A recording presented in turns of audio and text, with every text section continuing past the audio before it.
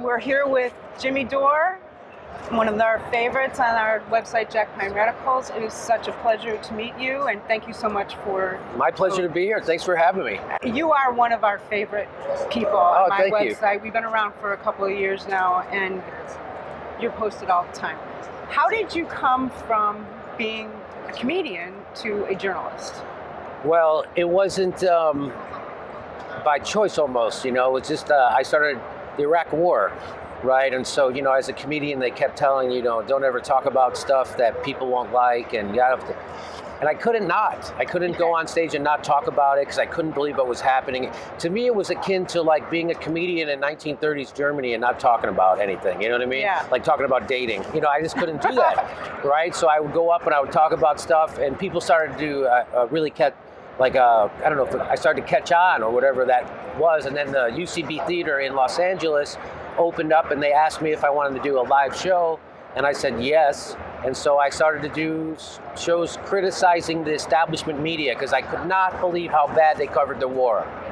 And so I still can't. They're still pushing the drum for war. They still won't tell you why we're in Syria. Why are we in Syria? Well, they won't tell you that. We're there to help people. That's why we're in Syria. We're trying to help people. Yeah, That's why we're trying to help people in Iraq. We're trying to help people in Libya. We're really trying to help the fuck out of those people in Afghanistan. And by help, I mean bomb. Anyway, Yeah. so, and then out of the blue, I got a call from the Young Turks to come in. And oh, by the way, so no, just back up. KPFK Radio in Los Angeles, Pacifica, saw me do a live show at the Improv with that by criticizing the media, and they asked me if I would do a radio show for them. So that's how I started doing quote unquote news, because I was on a news radio station. I was doing, even though it was a comedy show as far as I was concerned, that made fun of it. So that's how that started. Then the Young Turks called me out of the blue to come host their show when Cenk was working for MSNBC back in 2011. Mm-hmm. And I didn't really know anything about them, and the rest is history. It worked out. They like me. I like them. I like the freedom they give me to say whatever I want. There is no ideology at the Young Turks except get money out of politics. Let's have authentic conversations. That which is fabulous. And most of my members have just loved the way that you have kind of stood up against the rest of your team.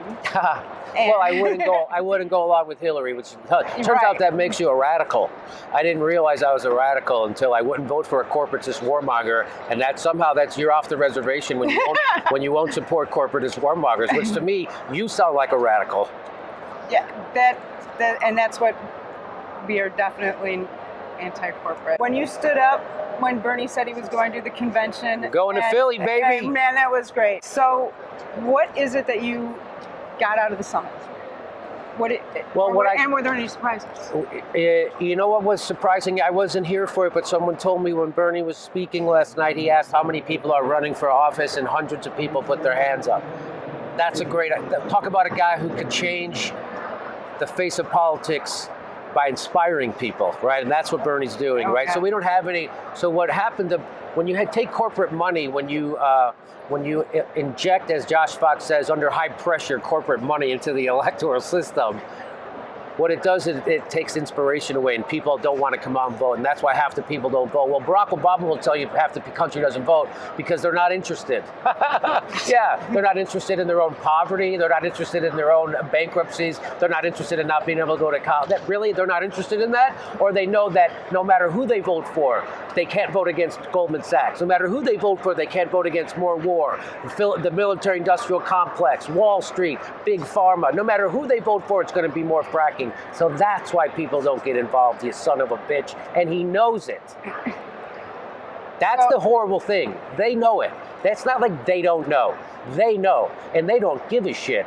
I wrote a book called Your Country Is Just Not That Into You, because they're fucking not that into you. No, it's all about them. It's not about us at all. There's no legislation. If you're poor, or if you're not happy, or if you don't have the right education, it's your fault. That's what neoliberalism is. That's what the Democratic Party is. And if you don't have a good life, go get a better education somewhere and go earn a capitalist more money. And that's how you can have a better life. That's what they're saying right now. And that is bullshit. So you didn't get to hear Bernie last night? No, I wasn't. I was doing my own live show out in Rosemont. Okay. Well, I was wondering if you should listen to it, because I think he's going to start a new party. I think he's going to start a new party. I'm with Draft Bernie. I mean, I'm supporting Draft Bernie. I'm not a part of their organization. I support their idea. I support anybody who's trying to get money out of politics, but especially Draft Bernie, because you need a charismatic leader to make a third party happen. And he's the most popular politician in America by far. Oh, yeah. By far, and the Democrats still don't want to embrace him, right? And they only want to embrace him to change him. Like, he wanted to do a Medicare for All tour, and Tom Perez says, no, let's do a unity tour, which is Democratic Party had their worst fundraising month since 2009 when Bernie did a unity tour with Tom Perez, because people see through that. When Bernie Sanders was talking the truth and speaking truth to power and giving people hope and a reason to show up at the polls, he was filling stadiums. When he started to stump for a corporatist warmonger like Hillary Clinton, he couldn't put 100 people in a gymnasium. And I saw it, I have the video, and that's a fact. So people aren't attracted to Bernie Sanders' sharp dress suits, and they're not attracted to his personality. They're attracted to his ideas, and when he doesn't spout those ideas, people will leave him. And he has told us we should leave him if he doesn't say and doesn't do what progressives are supposed to do. That's it. That's what he told us. We shouldn't take what he says as face value.